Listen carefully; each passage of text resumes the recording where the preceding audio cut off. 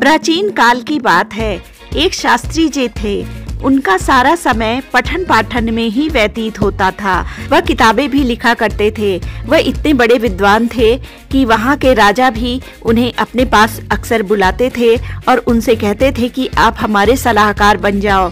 लेकिन वह कहते थे, महाराज, आपकी सेवा में आने के बाद मुझे आपकी चापलूसी करनी पड़ेगी, जो मैं नहीं कर सकता हूँ। इसलिए मैं आपका दिया हुआ कोई भी पद स्वीकार नहीं कर सकता। राजा खुश भी होते थे और निराश भी होते थे। शास्त्री जी का एक बेटा था जो उनके कहे में नहीं रहता था। वह न तो पढ़ाई लिखाई करता था, न तो वह अच्छे लोगों की संगत में रहता था। वह कुछ आवारा किस्म के लड़कों के साथ खेलता रहता था और शास्त्री जी को उल्टे सीधे जवाब दिया करता। वह अक्सर उससे कहते थे कि तुम गलत हरकतें छोड़ दो, लेकिन वह इतना बिगड़ चुका था कि अपने आवारा मित्रों के साथ मिलकर जुआ खेलने लगा और नशा करने लगा। और इस तरह वह उनके साथ मिलकर एक दिन मंदिर में चोरी करता है। जब वह चोरी कर रहे थे तभी राजा के सिपाही उन्हें पकड़ लेते हैं और राजा के पास ले जाते हैं। उन सभी लड़कों में शास्त्री जी का पुत्र भी था। राजा को जब यह बात पता चलती है तो वह शास्त्री जी के पास संदेश भेजते हैं। शास्त्री जी को जब यह बात पता चलती है तो वह चिल्लाने लगते हैं और कहते हैं, हे ईश्वर, यह मैं क्या सुन रहा हूँ? इसने मेरे मुंह पर कालिक पोत दी। अब मैं किसी को क्या मुंह दिखाऊंगा? तब उनकी पत्नी उनसे कहती है कि राजा तो आपका बहुत सम्मान करते हैं, आप उनसे जाकर विनती कीजिए। तब वह कहते हैं, नहीं, मैं एक अपराधी की सिफारिश नहीं करूंगा, यह भी एक अपराध ही है।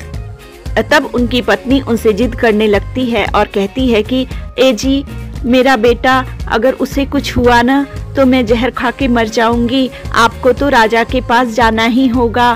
फिर जब अपनी पत्नी की यह बात वह सुनते हैं तो मजबूरी में वह राजा के पास जाते हैं। राजा उन्हें देखकर हंसते भी हैं और कहते हैं कि क्यों, ये गुल खिलाया आपके बेटे ने? तो वह कहते हैं कि आप मेरे बेटे को माफ़ कर दीजिए।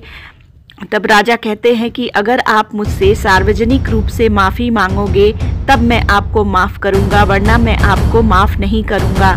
राजा की यह बात सुनकर वह शर्मिंदा होते हुए सबके सामने राजा से माफ़ी मांगते हैं।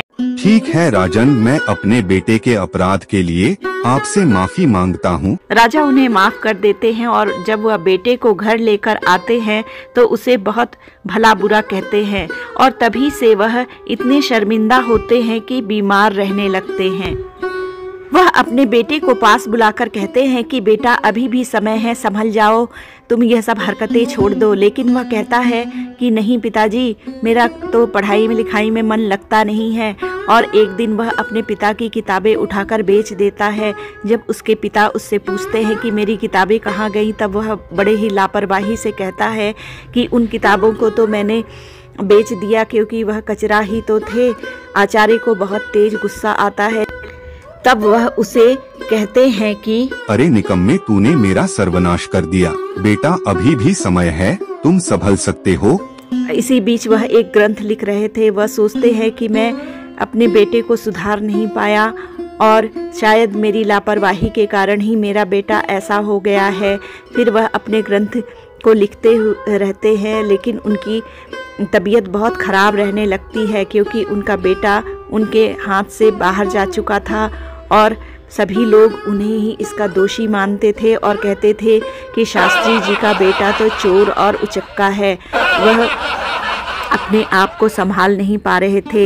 एक दिन उनका ग्रंथ पूरा हो गया। फिर वह अपने बेटे को पास बुलाकर कहते हैं कि बेटा, यह ग्रंथ लो, इसे संभाल कर रखना, यह तुम्हारे काम आएगा।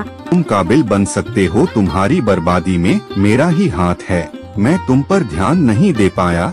यह बहुमूल्य ग्रंथ संभाल के रखो, तुम्हें देने के लिए मेरे पास और कुछ भी नहीं है। शास्त्री जी का बेटा मन ही मन गुस्सा होता है और कहता है कि आप मुझे यह किताब देकर क्या कर रहे हैं? अगर आपने कुछ रुपए पैसे या ज़मीन जायदाद मुझे दिया होता तो मैं उसका एहसान भी मानता। इस किताब का मैं क्या करूँगा? फिर अगले ही दिन शास्त्री जी की मृत्यु हो जाती है। अब तो माँ बेटे की हालत बहुत ख़राब हो जाती है क्योंकि उनके पास कोई जमा पूंजी नहीं थी और बेटा भी कुछ कमाता धमाता नहीं था। फिर शास्त्री जी की पत्नी को अचानक से याद आता है कि राजा उसके पति का बहुत सम्मान करते थे। वह राजा के पास जाती है और अपने पति के बारे में बताती है। राजा उससे कहता है कि तुम गलत जगह पे आई हो। मैंने तुम्हारे पति को कई बार समझाया था कि मेरे सलाहकार बन जाओ, लेकिन तुम्हारे पति ने घमंड में आकर मेरी एक बात नहीं मानी। आज उसी का भुगतान तुम लोग करोगे, मैं कुछ नहीं कर सकता। फिर वह अपने बेटे के लिए सिफारिश करने लगती है।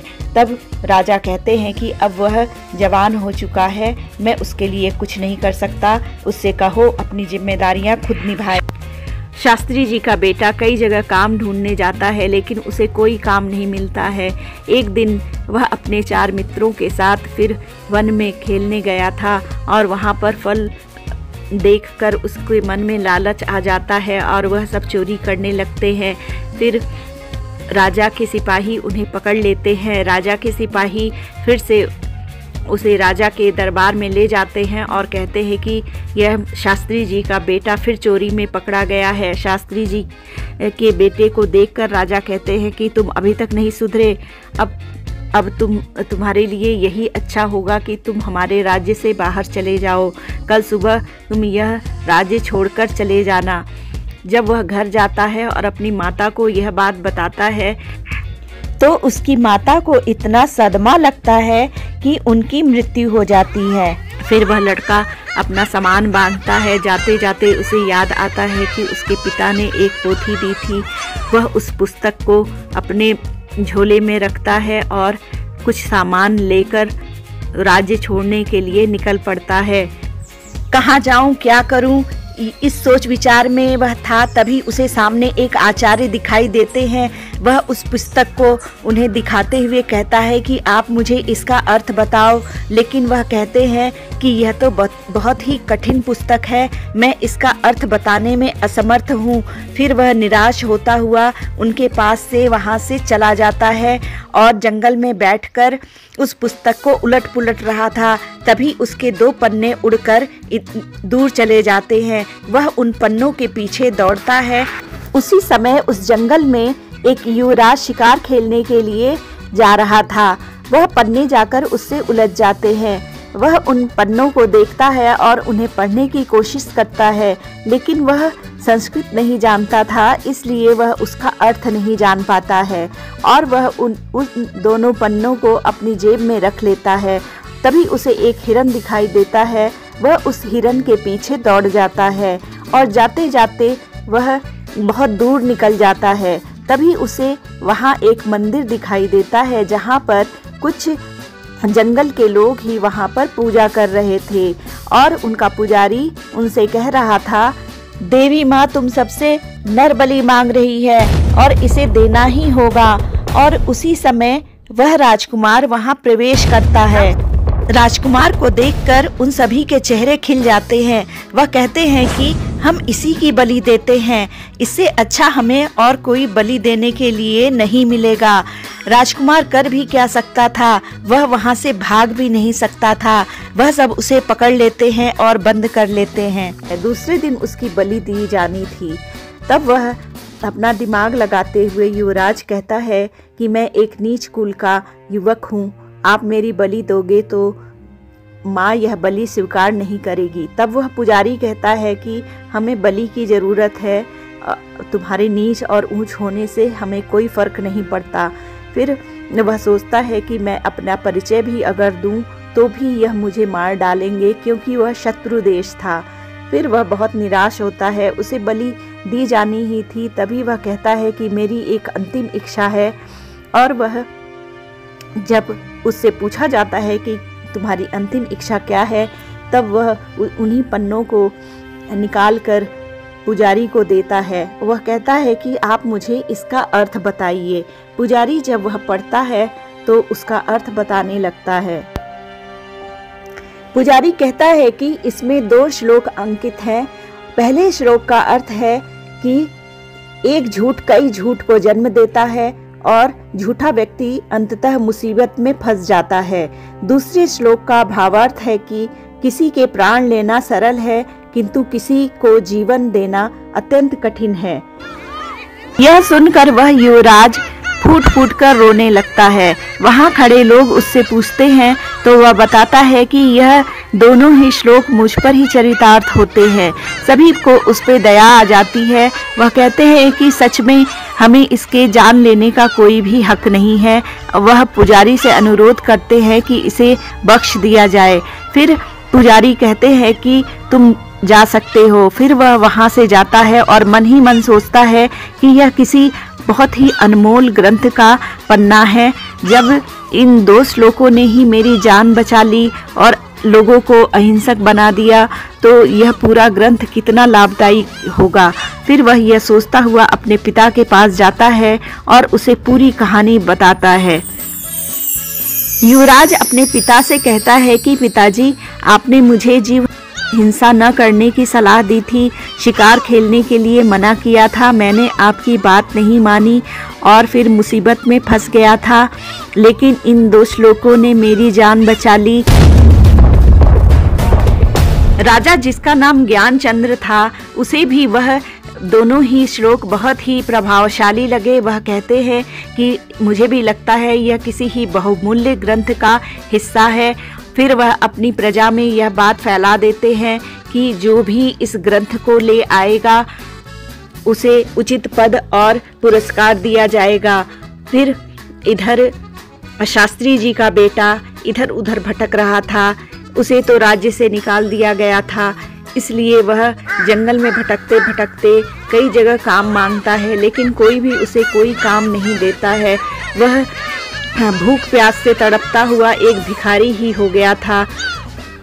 फिर वह भानु प्रताप राजा के राज्य में पहुंचता है और वहां के राजमहल के पास जाकर देखता है कि भोजन की खुशबू आ रही है। उसे पता चल जाता है कि यहाँ जरूर खाना बनता है और वह राजा का ही भोजनालय था, उन्हीं की रसोई थी। वह उसमें जाता है और रसोइये से कहता है कि मुझे रोटी दे दो, मुझे कुछ खाना दे दो, मुझे बहुत तेज की भूख लगी है। लेकिन रसोइया उसे भीख मांगने वाला समझकर वहाँ से भगा देता है। लेकिन वह चुपके से फिर से जाता है और रोटियाँ चुराकर भागने लगता है।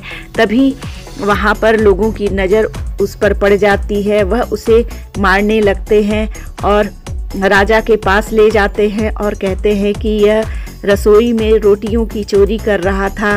राजा उसे देखकर आग बबूला होता है और कहता है कि तुम कहाँ के गुप्तचर हो? क्या तुम किसी को जहर देने आए थे? तभी तो हमारी रसोई में घुसे थे। वह कहता है कि मैं बहुत भूखा हूँ और फिर वह सोचते हैं कि शायद इसने और भी चीज़ें चुराई होंगी। फिर उसका झोला वह उलटते हैं तो उसमें से वह ग्रंथ निकलता है। उसी समय वह युवराज उधर से जा रहा था। उसने देखा कि अरे यह तो वही ग्रंथ लग रहा है, क्योंकि उसकी लिखावट एक जैसी थी। फिर वह उस ग्रंथ को उठाता है और उससे पूछता है कि यह ग्रंथ तुम्हारे पास कहाँ से आया?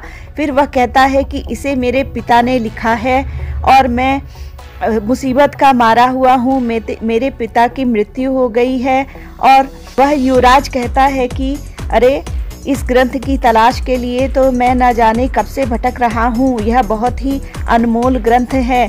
फिर वह कहता है कि इतनी अनमोल संपत्ति होने के बावजूद भी तुम भीख मांग रहे हो। मैं इस पोथी के लिए तुम्हें 50,000 स्वर्ण मुद्राएं देने के लिए तैयार हूँ। फिर वह युवराज उसे आदर पूर्वक अपने कहे अनुसार स्वर्ण मुद्राएं देता है और उससे कहता है कि अब तो तुम बहुत ही अमीर हो गए हो, तुम्हारे पास अब धन वैभव की कभी कमी नहीं होगी। युवराज उस पुस्तक की कुछ लाइनें पढ़कर शास्त्री जी के बेटे को बताता है कि अविद्या सारे कपटों की जननी है और संकटों में ही अपने और पराया की पहचान होती है। बहुमूल्य ग्रंथ के बदले धन संपदा पाकर वह शास्त्री जी का बेटा बहुत प्रसन्न होता है, उसकी आंखें भर आती है और वह कहता है कि सचमुच ये तो मेरे ऊपर ही चरितार्थ हो रहा है। अगर मैं पढ़ा लिखा होता, अपने माँ पिता की बात मानी होती तो आज मेरे माता पिता भी मेरे साथ होते। मैं कितना अकेला लावारिस की तरह पड़ा हूँ। चूँकि युवराज की जान उसके पुस्तक की वजह से बची थी, इसलिए वह उसका और उसके पिता का बहुत आदर करता था। युवराज भी उसे सलाह देता है कि तुम इस धन को अच्छे कार्यों में लगाना। और वह भी युवराज से कहता है कि मैं इस धन से एक विद्यालय खोलूँगा और उसमें वे बच्चे पढ़ेंगे जिन्हें इसकी ज़रूरत है। और फिर वह ऐसा ही करता है, लेकिन उसके मन में एक ही मलाल था कि मैंने अपने माता पिता को बहुत कष्ट दिया और क्या ही अच्छा होता कि उनके जीवन काल ही में मुझे यह समझ आ गई होती, तो आज मैं सचमुच बहुत सुखी होता। और शास्त्री जी का बेटा बहुत पछताता है, लेकिन कहा गया है ना, अब पछताए होत क्या जब चिड़िया चुग गई खेत।